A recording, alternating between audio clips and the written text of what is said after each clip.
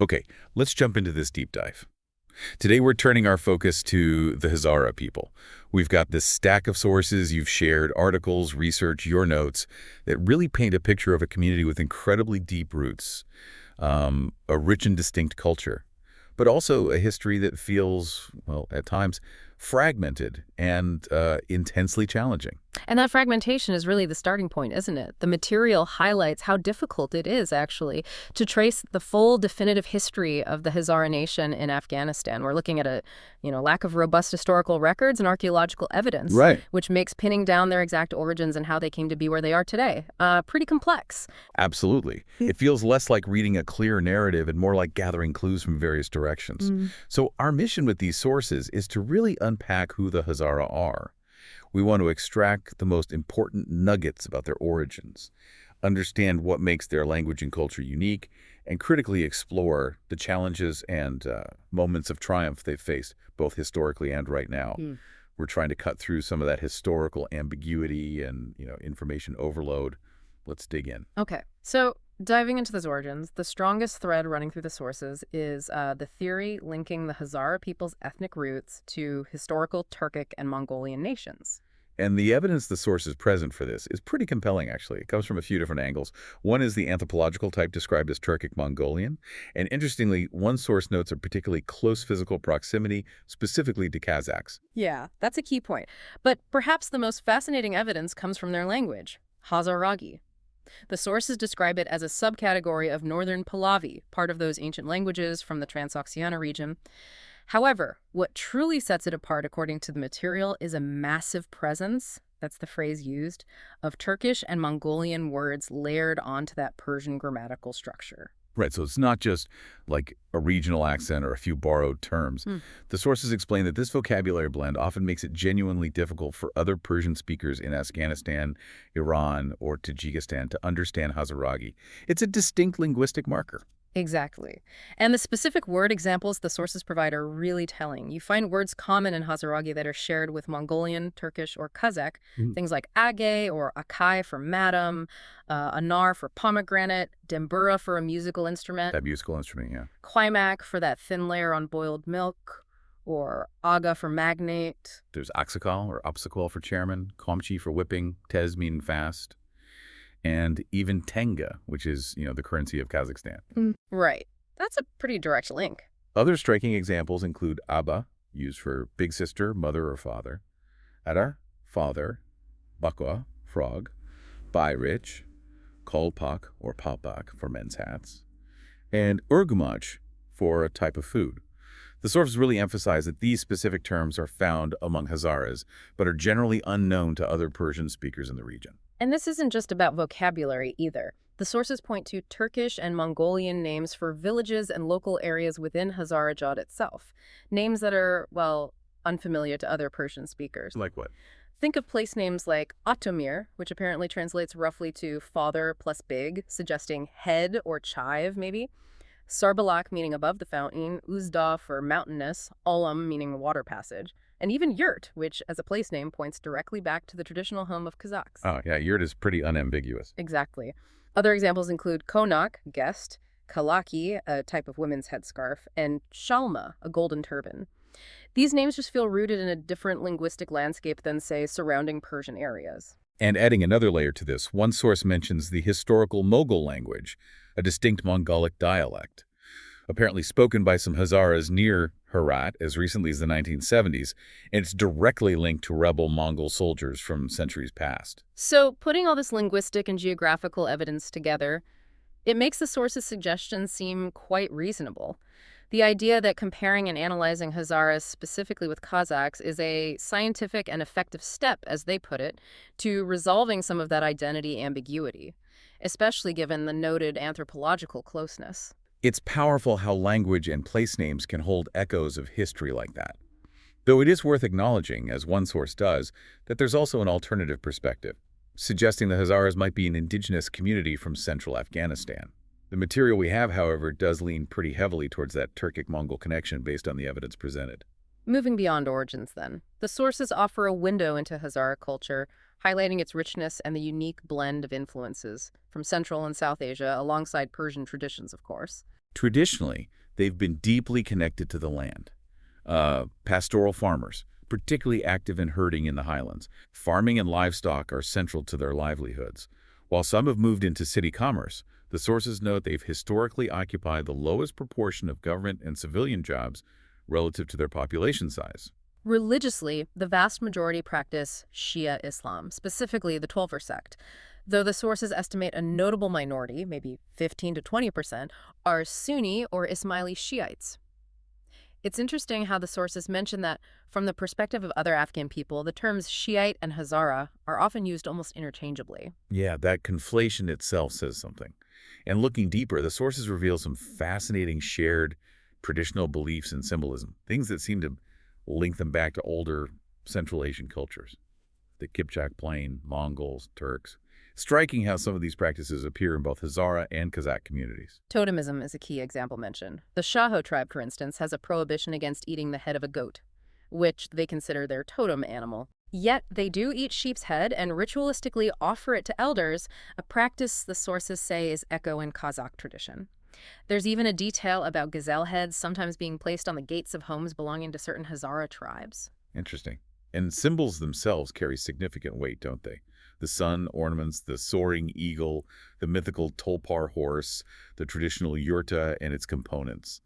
These hold deep importance in Cossack society, and the sources tell us symbolism is similarly rooted in ancient times for Hazaras. Take the eagle, for instance. It represents freedom, ambition, height, the future, independence. The sources identify it as a totem ancestor image seen in ancient Saka's art, and even mentioned by Marco Polo in relation to Kazakh houses, apparently. Wow. Similarly, the silhouette of argimax, or horses, embodies fearlessness, foresight, strength, and speed, reflecting the horse's fundamental role as, like, the first companion for nomadic Kazakhs. Makes sense.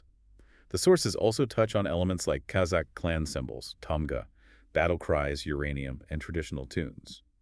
Drawing parallels, they even note similarities between petroglyphs found in Hazarajad and those in Tamgali, Kazakhstan, suggesting a very long-standing cultural connection with the inhabitants of the Kipchak Plain. And beyond these larger symbolic structures, there are everyday cultural beliefs that resonate across these groups. The belief that a ringing in your right ear means good news, while the left signifies bad. Huh. I think I've heard variations of that. Or that a twitch in the right eyelid brings happiness, the left sadness. The power of goodness and thunder, seeking blessings upon hearing it. Little things, but culturally significant. There's also a particular attention to animals mentioned. The detail about not killing a snake that enters the home, but gently guiding it out. Right. And shared beliefs related to time, like identifying unlucky years, or traditional ways of counting months and years. And divination practices. Yes, the Dalobini horoscope, where events, fortune, or even death are read from a sheep's shoulder bone. The sources note this particular form of scapulomancy is ancient and has been maintained in Mongolian and Turkish communities for centuries. Fascinating. Other cultural markers the sources mention include the significant role traditional clothing plays in identity, and a cuisine influenced by various regional styles. Music and sport are also central. The dambura, that key instrument for Hazar musicians. It's found across Central Asia, Kazakhstan, Uzbekistan, Tajikistan. Right, and buzkashi, Afghanistan's national sport, is a major cultural sport for Hazaras, alongside wrestling, pawani, and archery, tirandasi. It's a really rich tapestry of culture and history, isn't it? But the sources make a stark pivot here to the incredibly difficult reality Hazaras have faced. Despite these deep roots and vibrant traditions, they've historically been treated as outsiders in their own country and have endured immense persecution. Yeah, this is a heavy part of the story. The sources point to the primary reasons. Their identity as a Shia minority in predominantly Sunni areas, and their identifiable ethnic features. These factors have made them targets. The late 1800s were particularly brutal. Under the Pashtun king Abdur Rahman Khan, Hazaras faced massacres and enslavement on a horrific scale. He launched a jihad against them, seeing their Shia faith as grounds to label them infidels.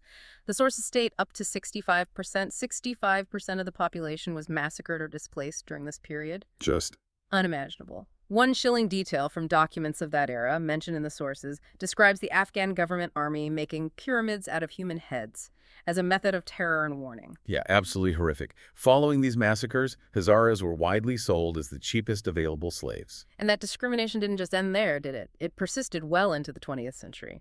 The sources note denial of public services in rural areas, severe limitations on their access to higher education or government positions until relatively recent decades.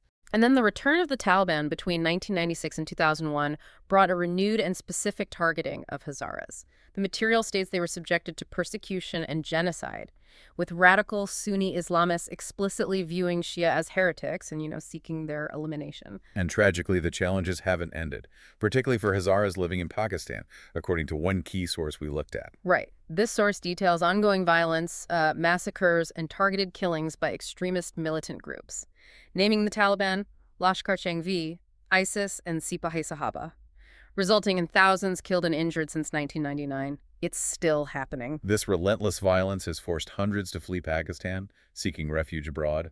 In Quetta, Hazara communities are largely confined to heavily guarded neighborhoods like Mariabad and Hazara town for safety. But this physical protection has come at a significant cost. The sources highlight how these enclaves have led to deep socioeconomic isolation, worsening their marginalized status and effectively turning these areas into ghettos, as the source calls them. Yes. While they face restrictions on conducting business outside these areas, often relying on outsider vendors who charge inflated prices. Despite their economic contributions, the source mentions, one elder pointing out, there are 15 banks in Mariabad, drawn by the funds available there. They are now primarily consumers within these enclaves. So trapped economically as well as physically. Pretty much. And access to fundamental services like jobs and education is also severely impacted by discrimination and the constant fear of attack. The sources mention a reduced presence in the public sector, partly due to a quota system. Attacks instill such fear that families are reluctant to send their children to school or university. Understandable, but devastating for the future. Exactly. They also face ethnic discrimination and bureaucratic hurdles simply trying to access public services, like passport or N80 or A offices, sometimes being forced to repeatedly prove their nationality. It's a cycle of violence and systemic marginalization that has devastating consequences. This environment fosters a sense of anger and frustration among the youth and directly contributes to a brain drain, with highly educated Hazaras leaving Pakistan. Yeah, and the sources include that heartbreaking detail about the loss of life on immigrant boats, specifically mentioning Pakistan's national hockey player Shahida Raza among the victims. Just tragic. It really is. While the history and ongoing challenges are stark, the sources do shift to acknowledging some significant changes and positive strides, particularly since the fall of the Taliban regime in Afghanistan in 2001. Yeah, this period marks a notable increase in Hazara visibility and agency. The sources state their status has changed markedly in recent years, pushing back against centuries of oppression. And you see this reflected in achievements across various fields, as highlighted in the material. Afghanistan's first female provincial governor, Dr. Habiba Sorabi, is Hazara. The country's first Olympic medalist, Rohula Nikpai, is Hazara. Renowned singer Allaha Saror is Hazara. These are prominent figures breaking barriers. Popular culture has also played a surprising and powerful role here. Contrast earlier depictions, like Hassan in The Kite Runner, described in one source as docile, passive, lacking agency, perhaps reflecting the historical subjugation narrative, but not really the emerging political movements of that time. Right, you can hear that. With the impact of Sitara Afghan, Afghanistan's hugely popular TV talent show running since 2005. This show has become a platform connecting diverse communities and, as the sources note, bringing the historic other, including Hazaras, directly into people's living rooms. Yeah, that's huge. It's launched the careers of Hazara musicians like Allaha Saror, Hamid Sakizada, and Zara Elham, who is the show's first female winner. And Sakizada's decision to perform songs in Hazaragi specifically, that increased the dialect's visibility, right? To the point where the sources mention non-Hazara singers are now performing in Hazaragi. Exactly. And the show has even been a place for messages of unity, like Sakizada's song declaring, "Whether we are from Bamiyan or Kandahar, we are all one brother." Though it's crucial to remember the risks involved, Hazara artists on the show have faced serious threats, death threats even, leading some to seek safety in Europe. A constant reminder of the danger. Another powerful portrayal highlighted is in the documentary Layla at the Bridge. It features Layla Haidari running a drug rehab center, despite immense hurdles. as a resilient, fearless, and assertive Hazara woman, an agent of change. Yeah, the sources frame this as a novel portrayal, a welcome departure from past depictions, often focusing solely on victimhood, or showing Afghans, often Hazara, in Iranian cinema in less favorable lights. It really underscores those gains made in the 21st century. Alongside these public figures and cultural platforms, there's a conscious effort towards cultural preservation and celebration. Hazara Culture Day, relatively recently established on May 19th, is now celebrated globally in Pakistan, across Europe, Australia, elsewhere. People wear traditional costumes, showcase their art, music, and history. And the sources mention it's become more than just a Hazara event. It's also an occasion for non-Hazaras to express solidarity.